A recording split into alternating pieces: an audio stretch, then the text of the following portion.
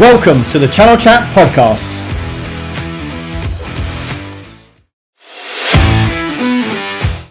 Hello, I'm Marc Sumner, host of the Channel Chat podcast show, and today I have the privilege of Tim Griffin MD of DCC Technology, or more widely known, Exertis in the UK. How are we doing, Tim?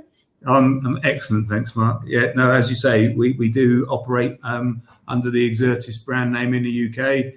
We've got many subsidiaries, both in the UK and the rest of the world. We're in 22 countries, but our parent company is DCC, and I have the privilege of leading the division that is DCC Technology. So Fantastic. Now, Tim, I want to kick off because in a recent CRN article, you mentioned that it's sort of been a mixed year in 2020. Tell me more about that. What do you mean by that? I think we're all cognizant of the extraordinary circumstances that were 2020 and continue to be 2021, actually. And I mean mixed in the sense that we've had businesses that have been extraordinarily challenged by the circumstances and others that have been blessed.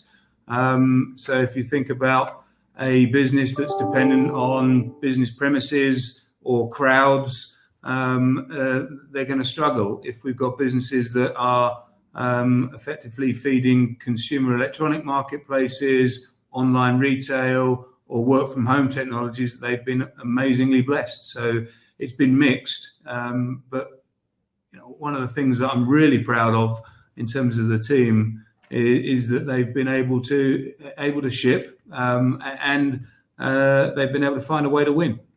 Yeah, so give me your overview of sort of Exertis for the last 12 months. How's it been? Well, if you take the UK, we've had to deal with Brexit, COVID, SAP. So slings and arrows of outrageous circumstance have been really, really challenging.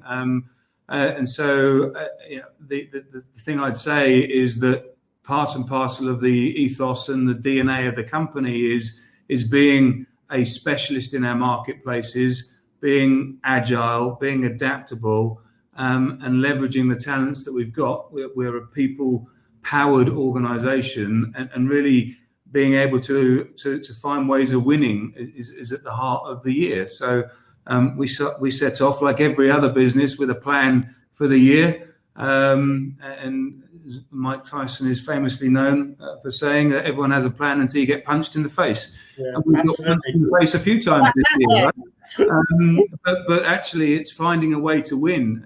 Someone handed me a quote the other day, which was, being challenged is inevitable, being defeated is optional. And actually, I thought it was a great way of describing, the way that our people have found ways to win and serve customers to deliver. So, as I say, it's been mixed, but I'm incredibly proud of the results that we've been able to sort of post already this year. Yeah, because you're not beaten until you give up, are you? And that's a proper saying. Yeah. You mentioned Brexit there? Has there been any sort of specific negative impacts of Brexit so far for Exertis? I would say no more than the rest of the UK. I think the reality is that it's added friction, and there was a certain amount of unknowns that caused us issues. We obviously have operations in 22 countries around the world. That would include Ireland, which has a substantial dependency on the UK and a border with the UK. So that's been challenging. And then obviously we also serve quite a bit of Northern Europe out of the UK. And again, it's added friction, but nothing that hasn't been insurmountable. And as I say, we roll with the punches and find a way of winning. Great. And so how important was it that Exertis had a sort of diverse products and services offering to be able to sort of deal with the peaks and troughs of the last 12 months? Because it's well documented, March, April, everyone wanted a laptop and no one could get hold of a laptop and headsets went through the roof. But how important was it for your sort of, you said that winning mentality over the last 12 months? How important has that been? Well, it's been absolutely crucial, Mark. As I said, there have been businesses that we have that have been dramatically impacted by the negative side of COVID. And so if you didn't have businesses that were being positively impacted by COVID, you were a net loser. So being able to really manage the businesses that were being challenged in a really efficient way, and then really exploit the opportunities, notwithstanding the fact that there were shortages in the marketplace, supply chain challenges. You had at the outset of the year, you had Chinese New Year loaded up with the beginning of COVID out there, and I keep talking about these punches, but it's quite extraordinary, really. But if we didn't have, a raft of businesses that were able to step into the opportunity, as well as those that were being damaged by the circumstances, we would have been, really hamstrung. But we've got businesses in North America that have been extraordinarily blessed by. We've got a very big pro audio business there in Jam, and not entirely surprisingly that I don't know if you're at home at the moment, Mark, but there's a lot of people doing what you're doing from home, and they're buying a lot of kit to be able to do that, and we can service that. We can service that. We've got bizarrely a musical instruments business that's loosely associated with technology. But again, a lot of people have picked up musical instruments when they've been stuck at home. So they've done really well. We service recreational vehicles in the Americas, whereby we supply everything from reversing cameras, TVs, washing machines into RV vehicles. Well, guess what? RV vehicle demand has gone through the roof because no one else can go on any other kind of holiday. You can effectively self-isolate in your own metal box and go on the road. And so that's been a fantastic example of where we've won in the marketplace. So diversity is absolutely crucial in terms of our managing our portfolio, but also in terms of managing our people. It's an interesting time with last month being LGBTQ History Month, and we celebrated that, and then into this month you're getting into International Women's Day and celebrating that. So diversity in all its shapes and sizes is important to us as a business. Yeah, and being on that, it's obviously International Women's Week this week. What do you think the tech industry needs to do better to attract women? And also, is there any initiatives that Exertis are doing to attract more women? Yeah, I think it's the old inspect what you expect. So I think there's an element of this which is around setting targets and holding people accountable for that. So putting it in people's objectives, which is something I've done since I've come into this business, is an important part of that. And that's not necessarily trying to force people to say you're going to be achieving X by next week or whatever. It's about saying, this is where you are. I expect you to shift right. And I expect you to shift right by putting these pieces in place, whether or not it's interview panelists. People who are doing the interviewing are diverse, and that the panel that you expect to get from your headhunters are diverse. And if you're not getting it from your headhunter, change your headhunter. So there are some basics that you can do there. I think then also getting into schools and colleges and having graduate programs that attract STEM candidates in all its diversity in terms of the population that's available there is important. So we have a DCC graduate program in place. But it's, as much as anything, it's about a mindset as well. And we talk about the diversity, inclusion, and then belonging in that journey. So it's the trying to create equality in terms of allowing people to be invited to the dance, in terms of the party, being asked to dance and then dancing like no one's watching is really getting people to unleash their potential. We want to try and create an environment where people can really bring all of themselves to work every day, and not have to second guess that somebody might be judging them on the basis of any dimension. So we talk about I'm different like you, not different from you, because you're different as well. Yeah, because you're quite famous, especially in IT channel circles, as being very much a people-first focused leader. How have you had to adapt your approach around that over the years? Yeah, I mean, we talked about circumstance earlier with regards to the year, and obviously it's really important that you adapt. And part of that is recognizing the team that you have and the journey that they are on. And everyone, whenever you join a team, where they are on their journey is going to be different, and so you have to adapt to be able to create movement and that shift right mentality. So of course I've adapted. I think that doesn't change the fundamentals of the philosophy and your beliefs around what a great place to work looks like, and what that means for the people in the organisation. And so, the culture that you're trying to drive is really important, and a lot of that's around communication, setting expectations, putting it in people's objectives, holding people accountable for it, is really crucial. I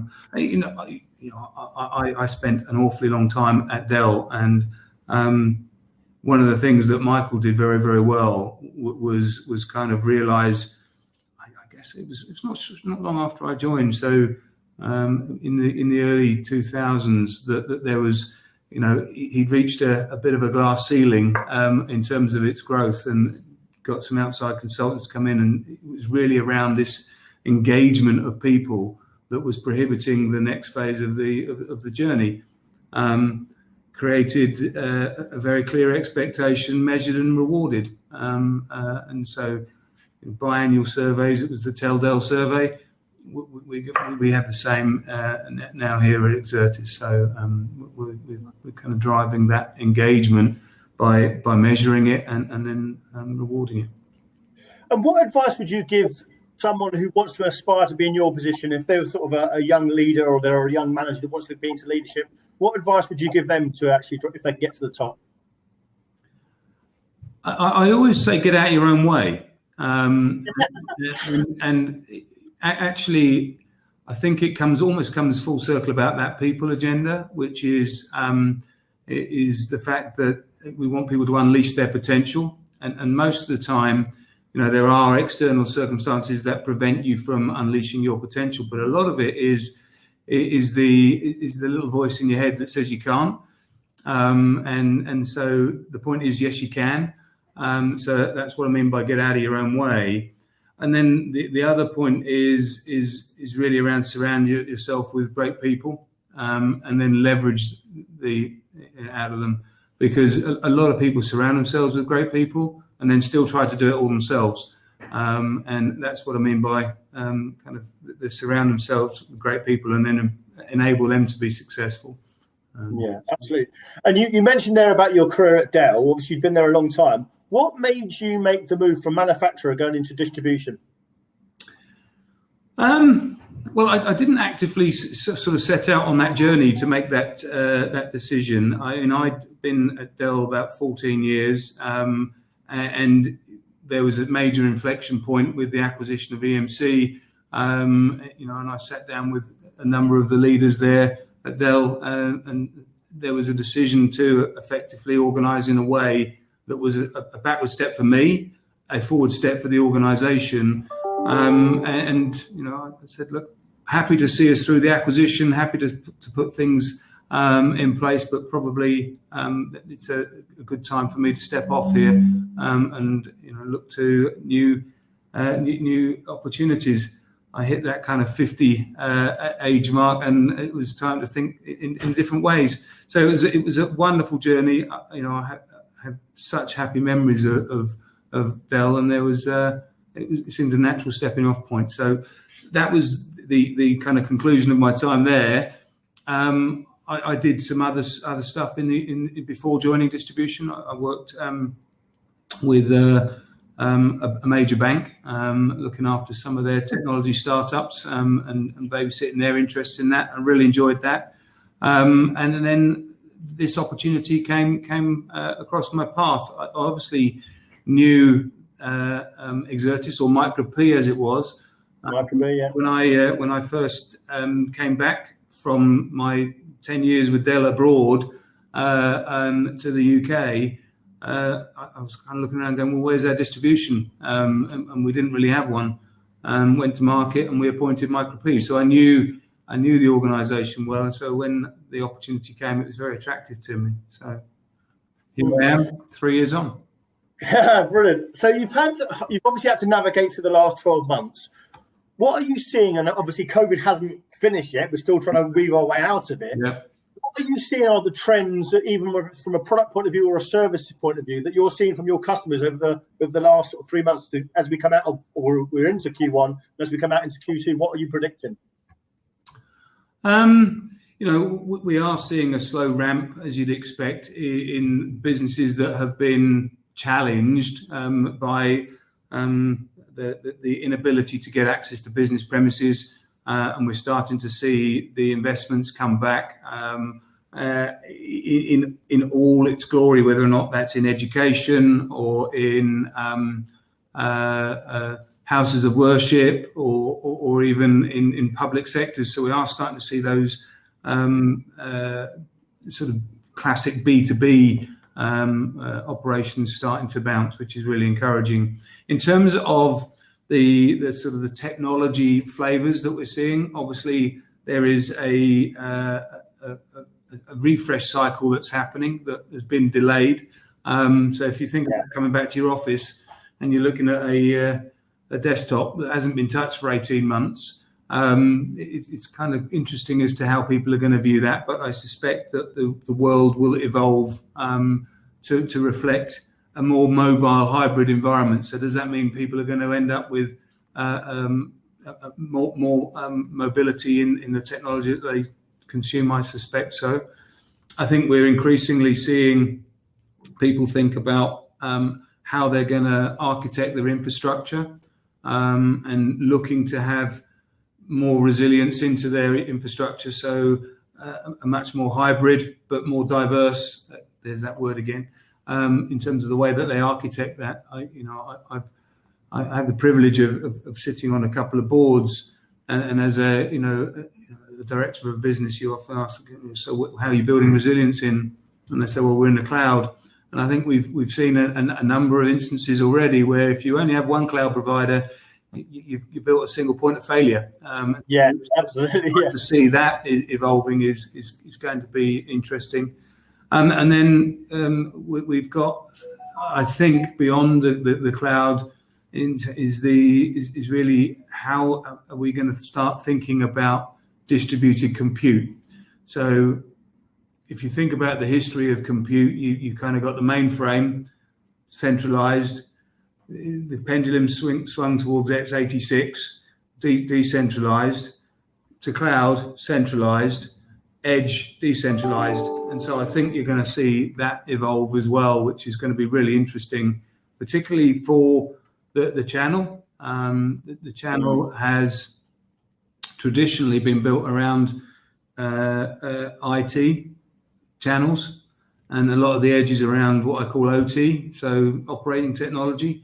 And I think there's a big opportunity to figure out how that's going to play out. One of the things that we're involved in is electronic vehicle technologies, both because we're a technology distributor, but DCC is also an oil and gas business running retail points of presence for cars. So we run petrol stations, around Northern Europe, and so that journey is going to continue. But you think about that in terms of the technology, and actually, an EV charging point isn't just a plug.